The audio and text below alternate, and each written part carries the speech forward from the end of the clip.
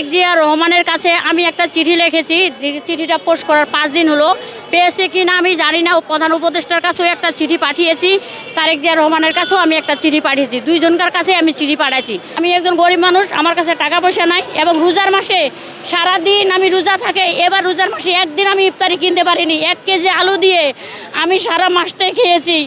সবাই মানুষ খাইছে, কিন্তু আমি ঈদের 1 কেজি সেমাই পর্যন্ত কিনতে পারিনি।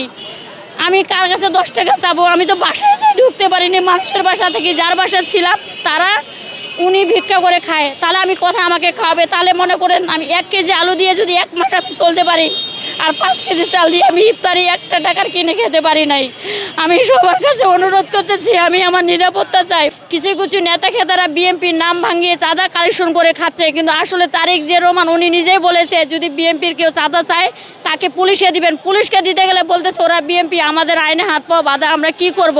কোথায় গিয়ে আমরা দাঁড়াবো? আপনারা কোর্টে যান, কোর্টে মামলা করতে গেলে টাকা লাগে, তাহলে আমরা কোথায় গিয়ে দাঁড়াবো? আমরা তো ব্যবসা করে খাচ্ছি। আপনি বলছেন তারা বিএনপির নেতা, তারা কোন ওয়ার্ডের কোন পর্যায়ের নেতা কোন সেটা বলেন। ওনারা হলো বিএনপি করে ভাটেরা থানা, রিয়াজুল ইসলাম। আমি তো বললাম রিয়াজুল ইসলাম আর হ্যাঁ ভাটেরা থানা। আর জুবায়েব ওনারও ভাটেরা থানায় পড়ছে। উনি কোনো পোস্ট, ওনারা খালি বলতেছে আমরা রাজনীতি করি, আমরা বিএনপি করি, এভাবে আসে বলছে। এবং এই বিষয়টা নিয়ে ওখানকার রত্না হলো রিয়াজের গ্রুপ, রত্না, জুবায়েব আর হলো ফাতেমা বিবি, এরা হলো হ্যাঁ ভাটেরা থানা, এরা হলো ওই রিয়াজের গ্রুপ, বিএনপির গ্রুপ। বলতেছে যা কাজ করব আমরা করব, যা হবে ভাগ্যিস হবে। আর ফরিদ মণ্ডল উনি শেরাটনে চাকরি করে, উনি আগে বলছে যে আমি আওয়ামী লীগের তো নাই, আমি বিএনপি করি। এখন আমরা নিজেরাই সব কিছু। আমার কাছে চাঁদা যাচ্ছে, আমি যদি ওদেরকে টাকা নিতে তাহলে আমাকে ব্যবসা করতে দিবে না, আমাকে মান সম্মান অপমান অবদিষ্ট করে আমাকে ওখানে হ্যারাসমেন্টটা করছে। আমার হলো বাড্ডা থানা, আর আসামিরা সবাই থাকে ভাটেরা থানা। যুবদল হলো সভাপতি জুয়েল ভাই, ওনাকে বলছি, উনিও বলতেছে ঠিক আছে বিষয়টা দেখি। ওরা কোনো বিভিন্ন ওরা নাম ভাঙাচ্ছে, আমি দেখতেছি এই বিষয়টা আমি ওনাদেরকেও জানিয়েছি। 6 মাস বয়সে মা বাবা মারা যায় গাড়ি অ্যাক্সিডেন্টে। আমি পরিবারের মা, আমি বাবা। পরিবারে যদি বাবা না থাকে তাহলে অর্থ অভাব হয়, আর মা যদি না থাকে ভালোবাসা থেকে বঞ্চিত হয়। আমার কোনোটাই নেই, একমাত্র আল্লাহ ছাড়া এই পৃথিবীতে। আমি যদি মারা যাই আমার লাশটা নেওয়ার মতো কোনো মানুষ নাই। আমি সবার কাছে অনুরোধ করতেছি, আমি আমার নিরাপত্তা চাই। আমি একজন ব্যবসায়ী, আমার নাম আকির রাহাত খান, পিতা নজরুল রাহাত খান, মাতা ফয়জুন্নেসা আহমেদ। আমার জন্মস্থান রংপুর, থাকি আমি উত্তর বাড্ডা পানির পাম্প, জিএম বাড়ি, বড় মসজিদ। আমার পেশা দীর্ঘত আগে আমি সাংবাদিক ছিলাম দৈনিক আই নিউজে। তো এখানে থাকা অবস্থায় দীর্ঘ সবার সাথে পরিচিত হতে, তারপরে এর ফাঁকে আমি ব্যবসা করি অনলাইন আঁকি গ্যালারি ফ্যাশন। ইচ্ছাগুলো আপনারা চেকও দিতে পারেন। আপনি ব্যবসা করতেছেন, আমাদেরকে কিছু টাকা দিতে হবে, আমি কিছু অসম্ভব। আমি পরিশ্রম করে টাকা ইনকাম করি, আপনারা টাকা আনতে গেলে আপনারাও পরিশ্রম করেন। কয় না 5 লাখ টাকা দিলে ভালো, নাহলে আমার একটা সমস্যা হয়েছে, আমাকে 5 লাখ টাকা দিয়ে উদ্ধার করেন। আমি যে দোয়া চাই মাপও চাই, আমি অনেক পরিশ্রম করে টাকা ইনকাম করি, আমি দিতে পারবো না। আপনি কোন দলে? বলতেছে আমি বিএনপি করি। এখন তো আওয়ামী লীগ নাই, আর বিএনপির এখন আমরা নিজেরাই বিএনপি। ওনার নাম হলো, যে আমাকে এই কথা বলছে, ওনার নাম রিয়াজুল ইসলাম চৌধুরী। উনি হলো যুগের কণ্ঠসহ বর্তমানটা কাজ করে। ওনার বাড়ি বরিশাল। আর জুবায়েব ওনার বাড়ি হলো নেত্রকোনা। আর রত্নার বাড়ি হলো আপনার যশোর। আর ফরিদ মণ্ডল ওনার বাড়ি হলো নওগাঁ। ফরিদ মণ্ডল শেরাটনে চাকরি করে, জুবায়েব হলো বিএনপির নেতা। আর তারপরে হলো রত্না, বিবি, ফাতেমা, এরা সবাই বিএনপির নাম ভাঙে আমার কাছ থেকে 5 লক্ষ টাকা চেয়েছে। আমি টাকা না দেওয়ার কারণে ওরা আমাকে ধাওয়া করে লিং রোড বাড্ডা থেকে গাড়িতে। তখন আমি জীবন বাঁচানোর জন্য আমি 3 লাইনে কল দিই।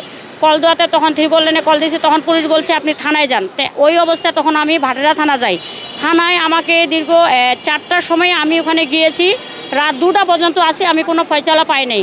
তারপরে তখন ওরা সবাই পুলিশের উপর হুমকি দুমকি করতেছে। বিএনপি লোকজন বলতেছে বেটা মাদারচোদ, তুই যদি ওদের পক্ষে কথা বলিস তাহলে তো এটা তো বিএনপি, এখন তো সবাই বিএনপি। তখন পুলিশ ওদের ভয় খেয়ে ওরা বলতেছে যে ঠিক আছে আপনি বসে থাকেন, নিরাপত্তা দেওয়ার দায়িত্ব আমার।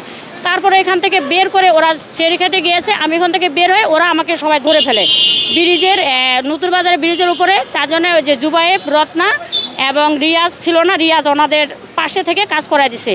আর বিবি ফাতেমা এরা মারপিট করার পরে তখন এক ট্রাফিক পুলিশ ছিল, পুলিশের আমি জীবন বাঁচার জন্য পুলিশের পা ধরি যে আমাকে বাঁচান, ওরা আমাকে মারতেছে। তখন এক পুলিশ ওখান থেকে আমাকে আবার থানায় পাঠিয়ে দেয়। থানা থেকে তখন ওরা আবার থানার ভিতরেও আমার সাথে গ্যামদাম করে। তখন ওরা কি করলো, স্ট্যাম্প করলো। তখন আমিও বুদ্ধি করলাম যে ঠিক আছে আপনারা যখন টাকাই নেবেন আপনারা কি আমার কাছে টাকা পান? ওরা আমাকে সাইডে বলে বলতেছে যে বলেন যে আমরা আপনার কাছে 5 লক্ষ টাকা পাই, এই টাকাটা কবে দিবেন? আমি যে ঠিক আছে তাহলে স্ট্যাম্প করেন।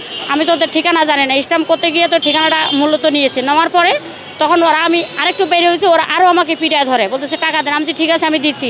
ওদেরকে পুলিশ আলাদা করে পাঠা দিয়ে আমাকে রাত 2টা বাজে ভিক্টোর গাড়িতে উঠিয়ে দিছে। ভাটিয়া থানার 2 পুলিশ, নাম জানি না, আর সিভিলে ছিল, উনি গাড়ি ভাড়া 200 টাকা দিয়ে পুলিশ আমাকে উঠায় দিছে। রাত 2টা বাজে মহানগর কোর্টে আমি এসে উপস্থিত বাইরে ছিলাম। তারপরের দিন 28 তারিখে আমার মামলা হলো। প্রথম ঘটনা হলো 14/3/2023 সন্ধ্যা হলো 9টা। আমার নগে ছিল 7,000 টাকা, 7,500 টাকা, ডায়মন্ডের একটা নাকফুল ছিল আর একটা মোবাইল ছিল। সে ওরা নিয়ে আমাকে অজ্ঞাত মারে, রাস্তা ফেলে রেখে বন্ধবাড্ডা খাল পারে। 28 তারিখে মামলা করি।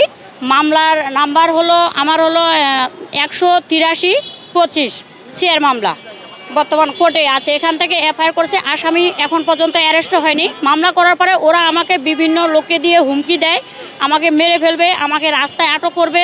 আমি যদি ওদেরকে টাকা দিই তাহলে ওরা মামলাটা আমার কাছ থেকে উঠা নেবে, আর না হলে আমাকে ল্যাংটা করে ছাড়বে।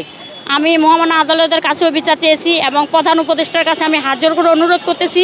আমি আমার নিরাপত্তা চাই এবং নিরাপত্তা চাই। আমি কর্ম করে খাচ্ছি, জানমালের নিরাপত্তা, এবং আমি আমার নিরাপত্তা প্রধান উপদেষ্টার কাছে আমি চাচ্ছি। আমি একজন সাধারণ মানুষ, আমি মনে করেন ব্যবসা করে খাই। আমি যদি আপনাদের কাছে নিরাপত্তা না পাই তাহলে আমি কোথায় পাবো? পুলিশের কাছে গেলে পুলিশ বলে যে কোর্টে যান, কোর্ট থেকে গেলে তো বাইরে চলাফেরা করতে হয়। দীর্ঘ আমি 15 দিন ধরে বাসায় ঢুকতে পারিনি, তারা আমাকে রাস্তাঘাটে ধাওয়া করে, মারপিট করে। আমি কোথায় যাব? এখন পর্যন্ত আমি বাসায় যাইতে পারিনি। তাই আমি সবার কাছে হাত জোর করে আবারও অনুরোধ করতেছি, আমি আমার নিরাপত্তা চাই এবং আসামিদের জন্য কোনোভাবে জামিন না হয়। তদন্তর পরে যে আমি যদি অন্যায় করি তাহলে আমার আইন যা শাস্তি দেবে আমি মাথা পেতে নিব, আর আমি যদি অন্যায় না করি, আসামিরা যদি অন্যায় করে তাদের বিরুদ্ধে শাস্তি হোক।